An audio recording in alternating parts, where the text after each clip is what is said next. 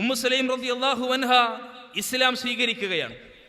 ഇസ്ലാം സ്വീകരിച്ച വാർത്ത തൻ്റെ ഭർത്താവിനൊന്ന് അറിയിക്കണം, ഞാൻ ഇസ്ലാം സ്വീകരിക്കുകയാണ്.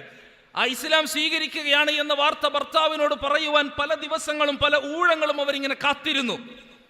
പക്ഷെ ഭർത്താവിൻ്റെ അരികിലേക്ക് ചെല്ലുമ്പോഴേക്കും അത് പറയാനുള്ള പല പ്രയാസങ്ങളും ഉണ്ടാവുകയാണ്. ഒടുവിൽ ഭർത്താവിനോട് ഈ വിഷയം പറയുമ്പോൾ ഭർത്താവ് ആ വീട്ടിൽ നിന്ന് ഇറങ്ങിപ്പോവുകയാണ്. ഇറങ്ങിപ്പോയി ഒരു ശത്രുവുമായിട്ടുള്ള സംസാരത്തിന് ശേഷം വരുന്ന സംഘട്ടനത്തിൽ അദ്ദേഹം മരണപ്പെടുകയും ചെയ്യുന്നുണ്ട്. ഇതിന് ശേഷമാണ് അബൂ ത്വൽഹ റളിയല്ലാഹു അൻഹു വിവാഹാലോചനയുമായിട്ട് ഉമ്മു സലൈം റളിയല്ലാഹു അൻഹയുടെ അരികിലേക്ക് ചെല്ലുന്നത്. ആരാ അബൂ ത്വൽഹ? മദീന കാണുന്ന ഏറ്റവും നല്ല സമ്പന്നനാണ്. 900ഓളം വരുന്ന ഈന്തപ്പനകൾ നിറഞ്ഞ വലിയ തോട്ടത്തിന്റെ ഉടമയാണ് അബൂ ത്വൽഹ റളിയല്ലാഹു അൻഹ. ആ മനുഷ്യൻ ധനാഢ്യന്മാരുടെ കൂട്ടത്തിൽ ധനാഢ്യനായതുകൊണ്ട് തന്നെ എൻ്റെ വിവാഹാലോചന ഈ പെണ്ണ് ഒരിക്കലും നിരസിക്കില്ല. ഈ വിശ്വാസത്തോടു കൂടിയാണ് കേട്ടോ അബൂ ത്വൽഹ റളിയല്ലാഹു അൻഹു അവിടെ ചെല്ലുന്നത്. മറ്റാർക്കും നൽകാൻ സാധിക്കാത്ത ഒരു മഹർ ഞാൻ നൽകും, ഒരാൾക്കും നൽകാൻ കഴിയാത്ത മഹർ ഞാൻ നൽകും, അതെത്രയാണെങ്കിലും നൽകാൻ ഈ അബൂ ത്വൽഹ തയ്യാറാണ്. വിവാഹത്തിന് ശേഷമുള്ള ദാമ്പത്യത്തിന്റെ മനോഹാരിതകളെല്ലാം ഈ അബൂ ത്വൽഹന്റെ കയ്യിൽ നിന്ന് ഉണ്ടാകും. അതിന്റെ ആസ്വാദനങ്ങളെയെല്ലാം കുറിച്ച് പറയുന്നുണ്ട്. ആ സമയത്ത് ഉമ്മു സലൈം റളിയല്ലാഹു അൻഹ പറയുന്ന ഒരു കാര്യമുണ്ട് കേട്ടോ. അബൂ ത്വൽഹ, ആശാരി ചെത്തി ഉണ്ടാക്കിയ ഒരു മരക്കഷ്ണത്തെയാണല്ലോ താങ്കൾ ആരാധിക്കുന്നത്. അത് താങ്കൾക്ക് ഉപകാരമോ ഉപദ്രവമോ ചെയ്യുമോ? ഈ ഒരു ചോദ്യം ഒരിക്കലും പ്രതീക്ഷിച്ചിട്ടില്ല കേട്ടോ. അപ്രതീക്ഷിതമായ ഈ ചോദ്യത്തെ അമ്പരപ്പോടുകൂടി അബൂ ത്വൽഹ റളിയല്ലാഹു അൻഹു ഇങ്ങനെ കേൾക്കുകയാണ്. അദ്ദേഹം അവിടെ നിന്ന് തിരിച്ചു പോന്നു. ഉറക്കം വരുന്നില്ല. എവിടെ തിരിഞ്ഞാലും ഉമ്മു സലൈമിന്റെ മുഖം മാത്രം മനസ്സിൽ ഇങ്ങനെ നിറഞ്ഞു വരികയാ. രണ്ടാമത്തെ ദിവസവും ഉമ്മു സലൈമിന്റെ അരികിലേക്ക് ചെല്ലുകയാണ്. ആ ഉമ്മു സലൈം റളിയല്ലാഹു അൻഹ രണ്ടാമത്തെ ദിവസം അദ്ദേഹത്തോട് പറയുന്നുണ്ട്, താങ്കൾ ആരാധിക്കുന്ന ദൈവം മണ്ണിൽ മുളച്ചതാണെന്നും നീഗ്രോ ചെത്തി ഉണ്ടാക്കിയതാണെന്നും അറിയില്ലേ?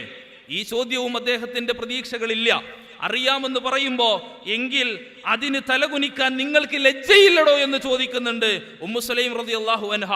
മൂന്നാമത്തെ ദിവസവും അദ്ദേഹം അടുത്ത എന്തെങ്കിലും നീക്കുപോക്കുകൾ ഉണ്ടാകുമോ എന്നറിയുന്നതിന് വേണ്ടി ഉമ്മു സലൈം റളിയല്ലാഹു അൻഹന്റെ അരികിലേക്ക് ചെല്ലുകയാണ്.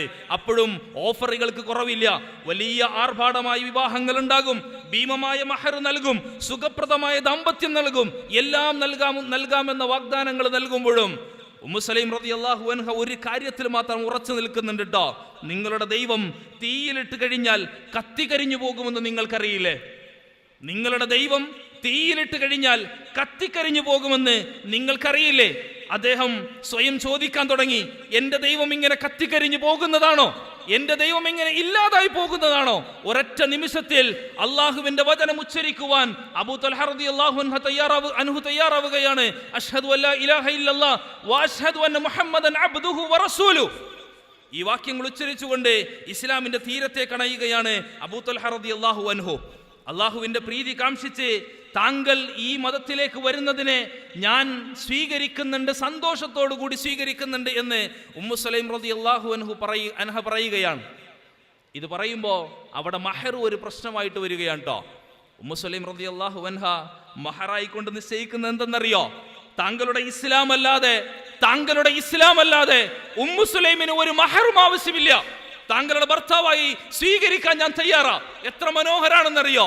900 ഈന്തപ്പനകളുള്ള വലിയ തോട്ടത്തിന്റെ ഉടമയിൽ നിന്ന് ഒരൊറ്റ മഹർ മാത്രമേ ഉമ്മു സലൈം റളിയല്ലാഹു അൻഹ വാങ്ങിച്ചുള്ളൂ. ദീനായിരിക്കണോടോ മുമ്പന്തിയിൽ ഉണ്ടാകേണ്ടത്.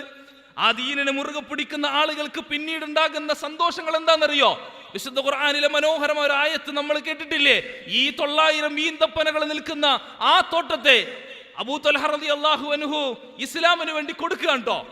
ലൻ തനാലുൽ ബിർറ ഹത്താ തുൻഫിഖു മിമ്മാ തുഹിബ്ബൂൻ.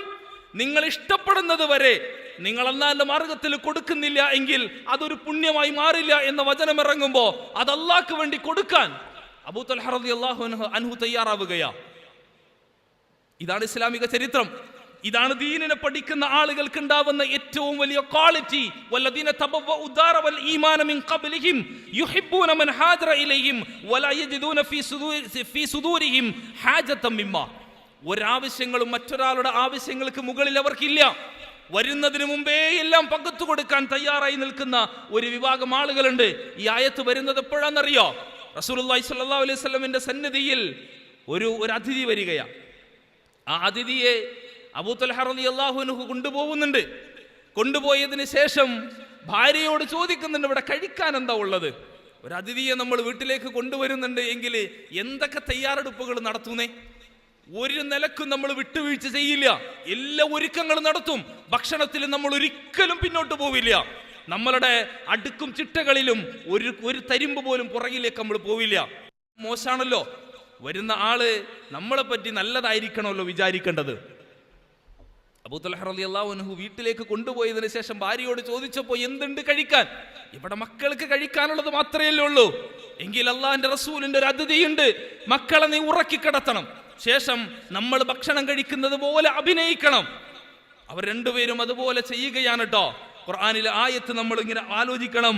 വലൗ കാന ബിഹിം ഖസാസ, സ്വന്തത്തെക്കാൾ മറ്റുള്ളതിന് പ്രാധാന്യം നൽകുവാനുള്ള ദീനിന്റെ പ്രത്യയശാസ്ത്രങ്ങളെ മുറുകെ പിടിക്കുന്ന, മൂല്യങ്ങൾ ഒരിക്കലും ചോർന്നു പോകാത്ത, നഷ്ടങ്ങൾ സംഭവിക്കാത്ത ഒരു വിഭാഗം ആളുകളായിട്ട് അവർ മാറിയതിന്റെ ചരിത്രം നമുക്ക് വായിക്കാൻ കഴിയും. ഉഹദിൽ നിപുണനായിട്ടുള്ള വില്ലാളിയായിരുന്ന അബൂ തൽഹ റളിയല്ലാഹു അൻഹു പരിക്കേറ്റവരെ പരിചരിക്കുന്നതിന് വേണ്ടി തൊട്ടരികില് ഉമ്മു സുലൈം റളിയല്ലാഹു അൻഹു അൻഹയും ഉണ്ടിട്ടോ. ഒരു ഭാര്യയും ഭർത്താവും ഉഹദിന്റെ രണഭൂമിയിലേക്ക് പോകുന്ന മനോഹരമായ ഒരു കുടുംബാന്തരീക്ഷത്തിന്റെ കാഴ്ച നമ്മൾ തിരിച്ചറിയണം. അവിടെയാണ് ദീനിന് എത്രത്തോളം പ്രാധാന്യം നൽകിയിട്ടുണ്ട് എന്ന് തിരിച്ചറിയേണ്ടത്. വെറുതെ ഇല്ല കേട്ടോ. അള്ളാന്റെ ദീനിലേക്ക് അവരിങ്ങനെ കടന്നു കഴിയുമ്പോ ആ ദീനിന്റെ മനോഹരമായ ഔന്നിത്യത്തിലേക്ക് ഉയരുന്നതിന് വേണ്ടിയിട്ടുള്ള പരിശ്രമങ്ങൾ അവർ നടത്തിയിട്ടുണ്ട് എന്നുള്ളതാ. ഇവിടെ ഇങ്ങനെ സ്റ്റാറ്റസ് ഒപ്പിക്കാൻ വേണ്ടി നടക്കുക അല്ലേ? ഡോക്ടർക്ക് ഡോക്ടറെ പാടുള്ളൂ, എഞ്ചിനീയർക്ക് എഞ്ചിനീയറെ പാടുള്ളൂ, ടീച്ചർക്ക് ടീച്ചറെ പാടുള്ളൂ. അല്ലാത്തവർ വന്നു കഴിഞ്ഞാൽ മോശമാ.